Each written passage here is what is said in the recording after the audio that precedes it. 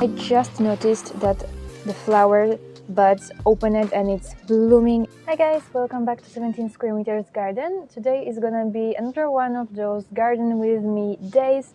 I recorded one in spring and in summer to show you how I'm taking care of my balcony garden during different seasons, what are some of the seasonal tasks and gardening jobs, how the plants are changing and stuff like that. So now it's time for a fall cleanup. I still have a lot of summer pots with summer arrangements, with summer flowers to empty. I have some herbaceous perennials to cut back because they go dormant during winter. I have seedlings that need to be transplanted into their final pots. So a lot of different gardening tasks, so I want to take you along with me for this balcony gardening day in autumn. So my first task for the day will be to empty all these pots. It actually rained the past few days, so the soil is wet, so that's not ideal, but I can't wait any longer because the weather is gonna get worse and worse. So there is 9 pots all along the railing with summer flowers. They look pretty tired already. I mean, there are still some flowers, but for the most part, you see they look really sad. So I have to empty them because I will be planting bulbs later on.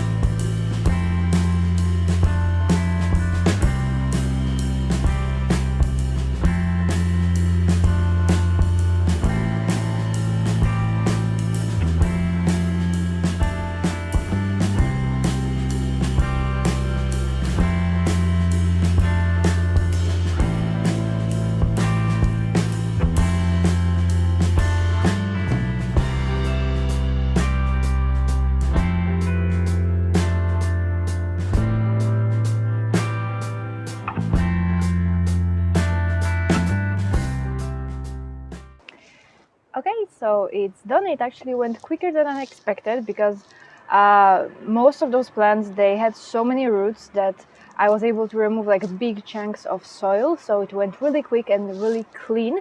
I didn't want to spill too much soil all over my neighbors. So now on to the next task, which is cutting back herbaceous perennials. Herbaceous perennials are plants that can live for many years. Some of them are evergreen, like for example the Scarex or Heuchera. Some die back for the winter time, for example this Rudbeckia, so the foliage dies back, but the plant is still alive, but just in dormancy during winter, and in spring it's gonna come back with new fresh leaves, and then in summer it's gonna bloom. So those plants that which leaves die back for winter, I'm gonna just clean them, and I'm probably gonna plant spring bulbs on top of them because that doesn't bother anything. Like if there's enough space, if the roots are not too compacted, I can fit a few spring bulbs to have some pop of color early in spring. Then I can pull the spring bulbs out and leave the place for this plant to grow.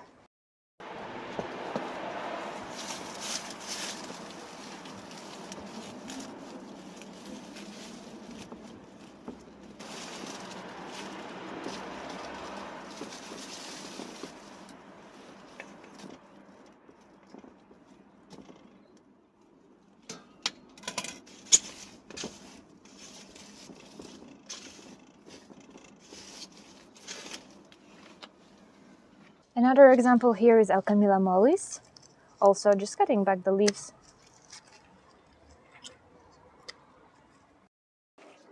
The same with Astilbe.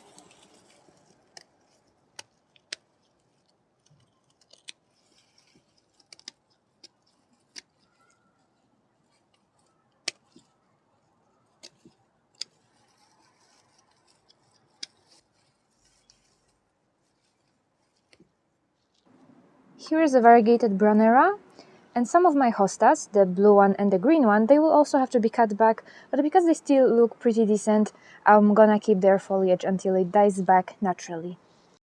And here I have a hellebore, which I'm wearing on my balcony since a few years now, and I just noticed that the flower buds opened and it's blooming, and I don't know how come I didn't notice it before. So with hellebores, they keep those leaves from last year.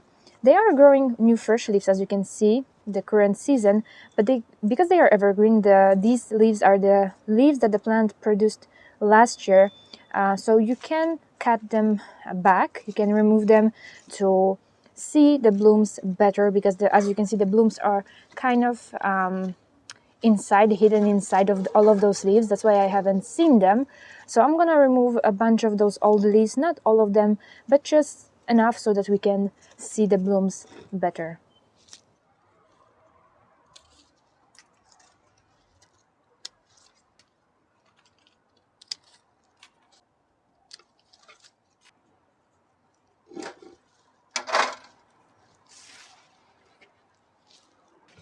I have another hellebore here. This one is pink. The previous one, as you could see, was white. And here the same. As you can see, it already has flower buds, but those large leaves, although they are very beautiful and I really enjoy them in spring and summer and early autumn. But right now I want to give space for the flowers to show more, because they are really, really beautiful once they are in bloom.